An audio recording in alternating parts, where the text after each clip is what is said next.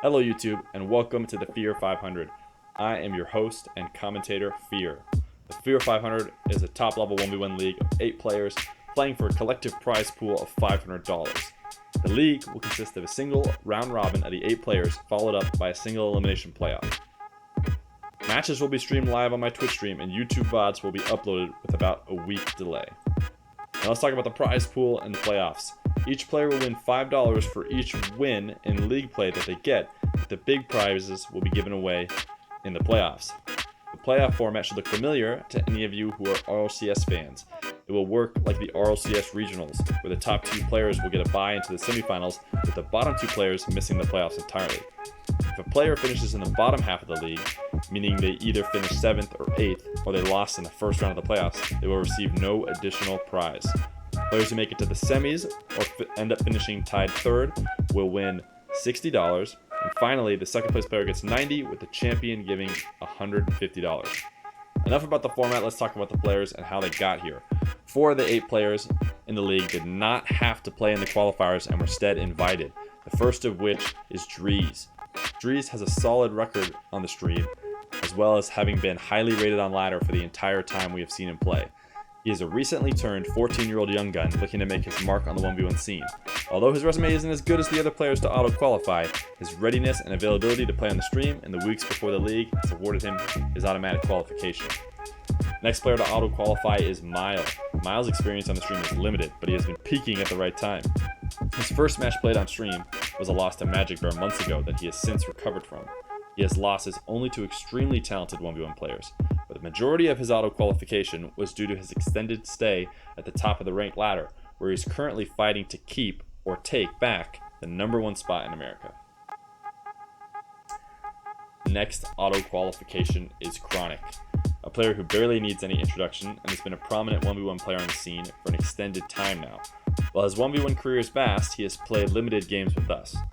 That being said, he has made his mark early as he made quick work of the other players that were potentially vying for an auto-qualification spot in the days running up to the league, and therefore has earned his place among the 4. Last auto-qualifier is Kinseh. For those of you who don't know, we are unapologetically Kinseh fans here in the Feer community due to the fact that he has spent so much time with us. He first played a match on stream over a year ago, and I messaged him due to being on the top 100 leaderboard. He was very willing to play on stream and quickly racked up a 4-0 record before facing the then FeerRL champion in Kinseh. And after beating Kinseh and taking over the title of FeerRL champion, he has not slowed down a bit, not even catching a single loss and rarely if ever going to a game 5. Kinseh has done well to dominate on stream in the past, but the Feer 500 will be his toughest challenge yet. He will be going up against some of the best 1v1 players that he has yet to play on the stream, and since making RLCS, he has not been focusing quite as much on 1v1s. The rest of the players who made it through the league made it through 2 invite-only qualifiers. We're going to first go over the 2 players who made it through the winner's bracket of both qualifiers. The first one is NightOwl. NightOwl is a keyboard mouse player who has a unique style. You'll hear us say it time to time again that NightOwl used to be a freestyler but has now turned into quite the dangerous competitive 1v1 player. He was in the running for making an auto-qualification before losing to Mile and Chronic, but he didn't seem to mind as he waltzed his way into the league through the qualifiers and will be able to take his second chances at those guys in the league. The next winner in the closed qualifiers is Sharp. Sharp is most known for his 1v1 show matches and his participation in the CRL with LSU.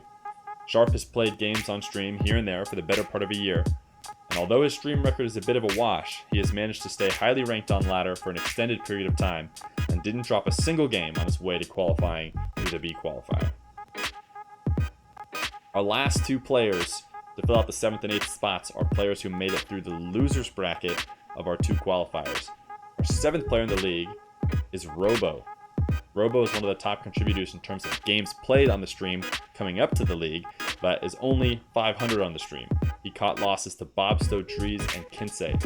His play on the stream hasn't been as dominant as his peers in the league, but his impressive performance in the losers bracket of the first qualifier might be the start of something new.